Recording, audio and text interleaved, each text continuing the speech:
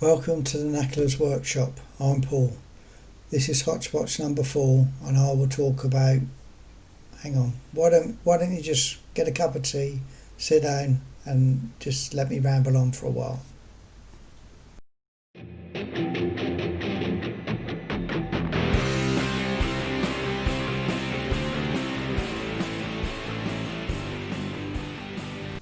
I hope you're all well and coping with this COVID-19 stuff.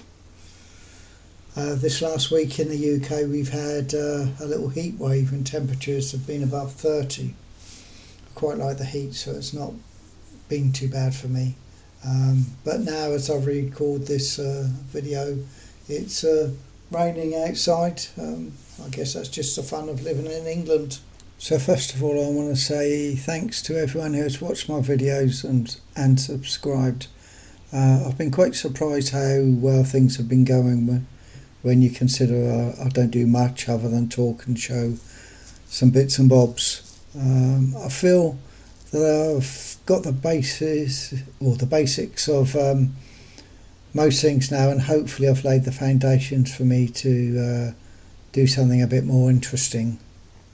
The old Myford lathe that came with the shaping machine I've managed to identify as a Myford ML2, which means it was manufactured between 1930 and 1941. So my plans are to just store it for now and do a restoration project sometime in the future.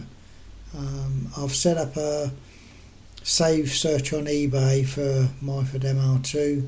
So if anything interesting or any interesting attachments appear, I can snap them up. The shaping machine I've mainly just moved around the workshop and looked at a lot. I'm searching for a more modern lathe, and until I get that I'm not sure where to situate them both. So really not much has happened on that front.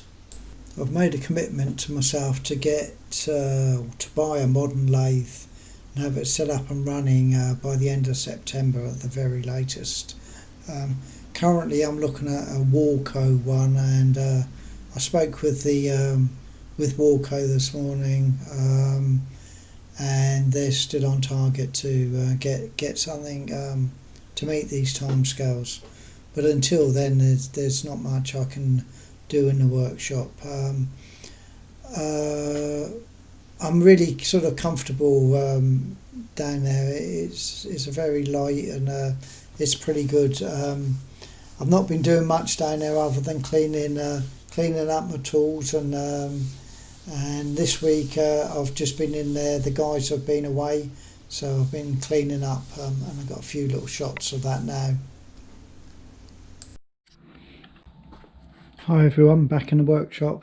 So I thought I'd give you another quick view. Not much happening here really, it's just my bits and bobs. Still just ready. Really, I'm looking for my new lathe before I can make too much progress.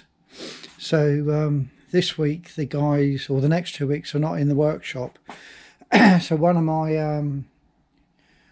my plans to try and overcome the sawdust thing is to have a bit of a clean up in here and try and remove a lot of the stuff that's sort of hanging around, and then hopefully during so we've got quite a bit of stuff, you know, which is fair enough. These is the guys' workshops, not mine. But if I can clear off some of the sort of residue of sawdust floating around, then it should just make a bit less airborne and hopefully stop too much getting involved with my machines. One of the cool things we've got here is a little heater. So it is designed to burn sawdust. So we're in August now, so we're heading towards winter here in the UK. So that should be quite good to keep keep all the dust at bay. The other thing is I've got to obviously turn this into a bit of a photographic studio, film studio. So I'm going to paint all these walls, give them a bit of a coat of white, and probably Probably this up here, just to try and make things a bit more reflective when I'm filming, because this is where the lathe will be. I'm about 4 weeks away from the lathe coming into the country that I'm hoping to get. So anyway, that's just a bit of an update. I'll maybe do a bit more filming. Okay. Well, here we are a couple of hours later. Got first sort of cleaning up a bit, got rid of it.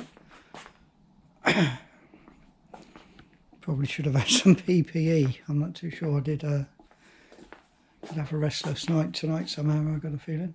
But anyway, it's sorry for the wobbliness, but yeah, step forward. So I'll probably do some painting tomorrow. Okay. So I make quite a few of my videos sitting at this desk, and also do the editing of the videos. And this is just in an unused bedroom in my home. So what I've done is I've removed the bed and added a second desk. So I'll pan you around. It's my rather old chair. And so now on the second desk we've got the engraving machine, which I'm hoping to get to grips with sometime over this coming winter here in the UK. And we got the sticker board, which I'll talk about in a little while. So the only real other thing I need to try and sort out in this room is the lighting. It's still a bit of a challenge, but we're another one for the to-do list. Also, just flipping you back here, there's a bit of space here on the desk, so I may use this to reassemble the 𝗪𝗛𝗓𝗏 lathe once I've started the restoration.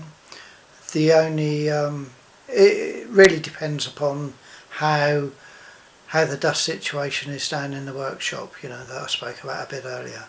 But again, with all these things, it's time will tell. Yeah.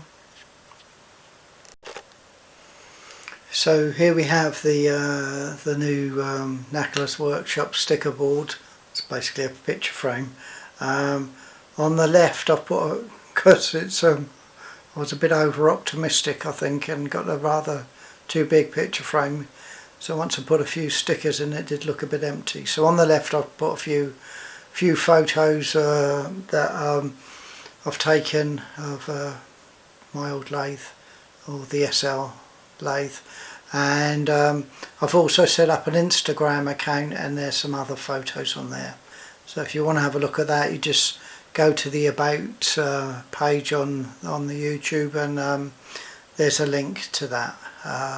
So let's have a look at the stickers that have arrived so far. So on the top left there we have Matty's workshop. So Matty was, as I've spoken about before, we chatted a bit before I started this YouTube stuff, and I got some encouragement from him, so you have him to blame for all my rambling. And then next to Matty we've got the stuff from the Active Atom boys, Lance and Patrick. Now watching these guys work and watching their spindle rebuild on their Levens lathe, it's made me a bit of apprehensive doing it on my Unimat SL, but I'll have to man up and have a go.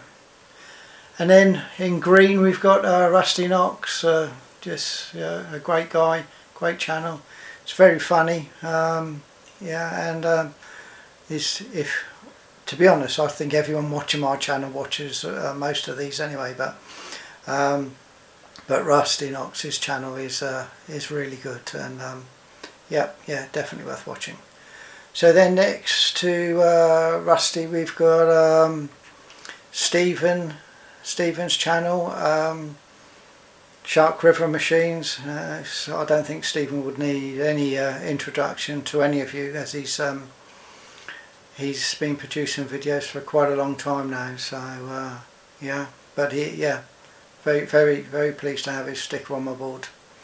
And then We've got in the black there WSW, so that's David's channel. He's here in the UK, wood stuff workshop, and David does some really nice reviews of tools that you can buy here in the UK, and he picks up some good bargains on eBay and Facebook Marketplace, and does some neat little restorations. So yeah, definitely worth checking out David's channel. I'll do my best to put all the links to these channels in the description below on this video, and hopefully I know I've got a few more stickers coming in the post, so I'll make sure I give them all a shout out in the next Hotchpotch.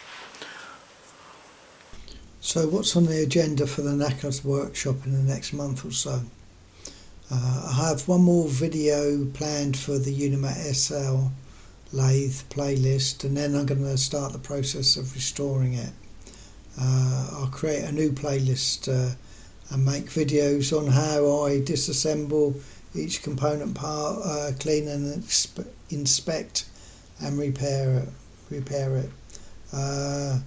I think that should keep me busy for a while, and then hopefully the 𝗏𝗏𝗔𝗡𝗥 lathe will also arrive in the country, so that'll be quite exciting, and if it does, I'll bring you along on that one.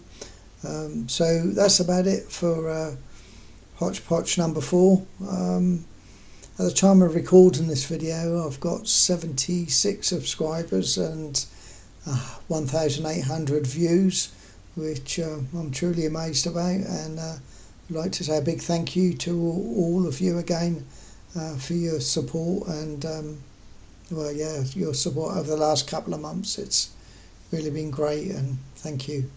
So as always, stay happy, strong and healthy, and cheerio.